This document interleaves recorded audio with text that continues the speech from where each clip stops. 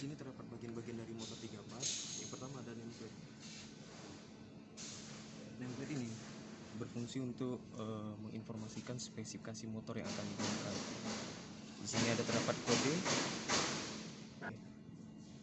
Di sini terdapat kode, kemudian ada daya yang boleh dialiri yaitu 5,5 kW atau 5.500 watt. Kemudian arus yang boleh digunakan yaitu 10,5 ampere. Kemudian ada RPM atau putaran per menitnya yang dihasilkan dari motor ini yaitu 1715. Kemudian ada pun voltase yang digunakan yaitu 440 volt. Dan ada frekuensi yang digunakan yaitu 60 Hz. Kemudian selanjutnya ada terminal box, yang mana di terminal box ini terdapat terminal. Terminal ini digunakan untuk koneksi dua hubungan, yaitu koneksi untuk koneksi motor. Yang pertama ada hubungan start dan delta. Nah, dimana hubungan start yaitu seperti yang telah digambar, W2, V2 dan U2 itu dijoinkan. Nah, adapun di sini yaitu nih W2, U2, V2. Nah, itu dijoinkan. Nah, ini merupakan hubungan start.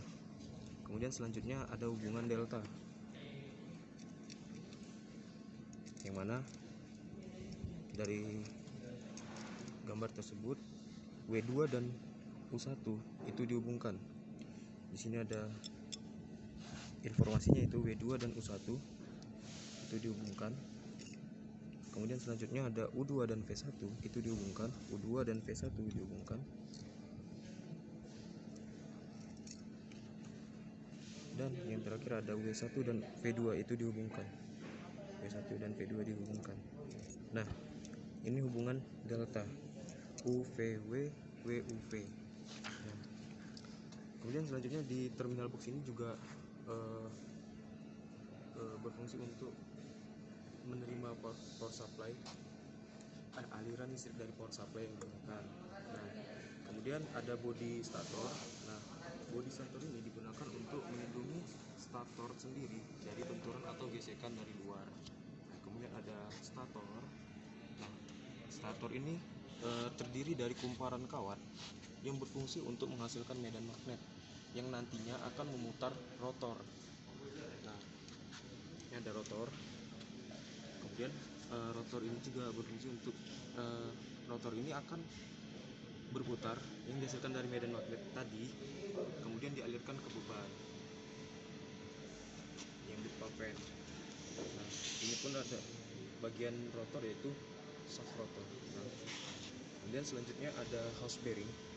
Nah, house bearing ini merupakan rumahan bearing itu. Kemudian terdapat bearing itu sendiri.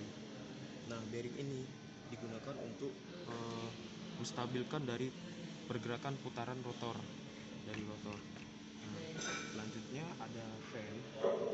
Nah, fan ini sendiri berfungsi untuk pendingin, dimana ketika motor ini bekerja, motor tersebut akan menghasilkan energi panas, dan kemudian fan ini digunakan untuk sebagai pendingin dari motor tersebut. Kemudian ada cover. Cover ini untuk melindungi house bearing dan fan dari kerusakan luar.